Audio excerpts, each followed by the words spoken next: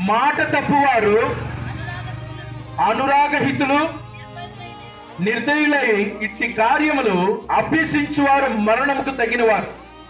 వారు మాట తప్పుతారు. అనురాగహితులు, వారికి ఎదుటి వారి పట్ల అనురాగము, కుటుంబ బంధాలు, బాంధవ్యాలు అనేవి ఉండవు. అక్రమ సంబంధాల్లోనూ, పిల్లల్ని విడిచిపెట్టడంలోనూ, పిల్లల్ని కుటుంబాన్ని పోషించకుండా త్రాగుతూ రోడ్డు మీద పడిపోయి వాళ్ళకి బంధాలు, బాంధవ్యాలు ఏమీ లేవు.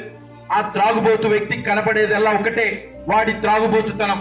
వాడి శరీరాన్ని ఎలాగూ సంతోష పెట్టుకోవాలి అని ఆలోచిస్తూ ఆ త్రాగుబోతుతనానికి బానిసైపోయి తన కుటుంబం నాశనం అయిపోయినా పర్లా, వాడు శరీర కోరికలకు బానిసత్వంలో ఉన్నాడు, వాడు కాముకత్వానికి బానిసత్వంలో ఉన్నాడు, వాడు చెరపట్టబడి ఉన్నాడు, వాడు ఏడవబడుతున్నాడు, వాడు మరులు కొలపబడుతున్నాడు.